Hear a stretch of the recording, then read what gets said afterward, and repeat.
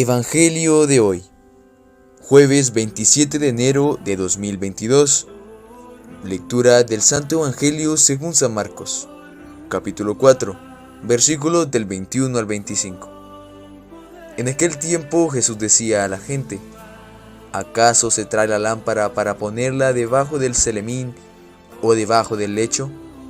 ¿No es para ponerla sobre el candelero? Porque nada hay oculto si no es para que sea manifestado. Nada ha sucedido en secreto, sino para que venga a ser descubierto. Quien tenga oídos para oír, que oiga. Les decía también: atended a lo que escucháis. Con la medida con que midáis, se os medirá, y aún con creces. Porque al que tiene, se le dará, y al que no tiene, aún lo que tiene, se le quitará. Palabra del Señor. Gloria a ti, Señor Jesús. En el Evangelio de hoy el Señor nos dice nuevamente: el que quiera oír, que oiga. Y esto lo decía porque solamente aquellas personas que de verdad vieran a Jesús y tuvieran fe en Él, entenderían el mensaje. Sin embargo, aquellas que la verdad no creyeran en Él y lo vieran simplemente como un profeta más y no como el verdadero Dios, no iban a entender estas palabras.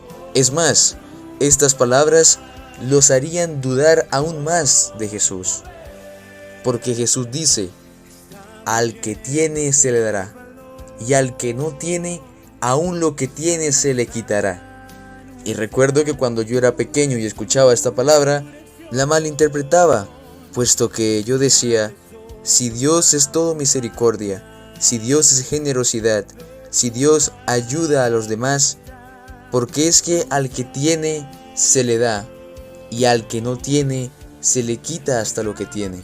Eso no es para nada generoso ni misericordioso. Pero claro, yo lo veía en el ámbito del mundo, en el ámbito no espiritual sino físico, cuando Jesús en esos momentos hablaba del ámbito espiritual, de lo que está dentro de uno. Al que tiene se le dará, es decir, aquel que tiene fe, aquel que tiene amor en su corazón, aquel que tiene a Dios en su corazón, se le dará más amor de Dios. Pero es imposible que a aquel que no tiene a Dios en su corazón, que no tiene fe en Él y que no lo ama, sienta el mismo amor que Dios le da a aquel que de verdad cree en Él. Y es que aquel que no ama a alguien, no quiere que ese alguien lo ame a él. De lo que deis, recibiréis. Eso dice el Señor en esta palabra. Sin embargo, esto no aplica para la relación que tenemos con Dios, puesto que nosotros muchas veces recibimos su amor, recibimos su cariño, su paz. Pero al momento lo despreciamos, lo negamos y pecamos contra Él. Así que Dios no recibe lo mismo que da. Y esto es principalmente debido al falso raciocinio que ha impuesto la sociedad y el mundo en cada uno de nosotros. Y es que la sociedad ha impuesto en nosotros ese pensamiento hipócrita de aceptar las cosas buenas de la vida con amor y con felicidad, y aquellas que nos causan dolor y un poco de sufrimiento, las rechazamos completamente, culpando completamente a Dios de ello.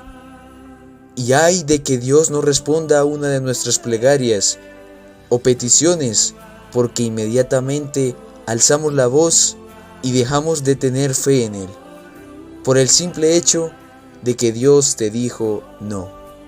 Y ese es el problema. La sociedad nos ha acostumbrado a que todo lo que pidamos se nos dé. Nos ha acostumbrado a no tener paciencia alguna.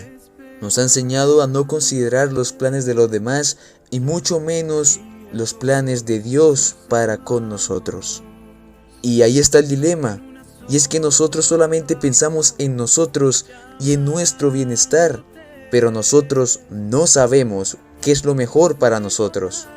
El único que sabe qué es lo mejor para nosotros es Dios, y nosotros nos negamos a aceptarlo porque somos egoístas, egocéntricos y soberbios, creyéndonos dueños de nuestra propia vida, sin importar los planes de Dios ni las demás personas. La soberbia es el pecado del que los demás pecados subyacen. La soberbia es creernos más que Dios, tanto más como para ordenarle que nos ayude en nuestra vida, amenazándolo de dejar de creer en Él.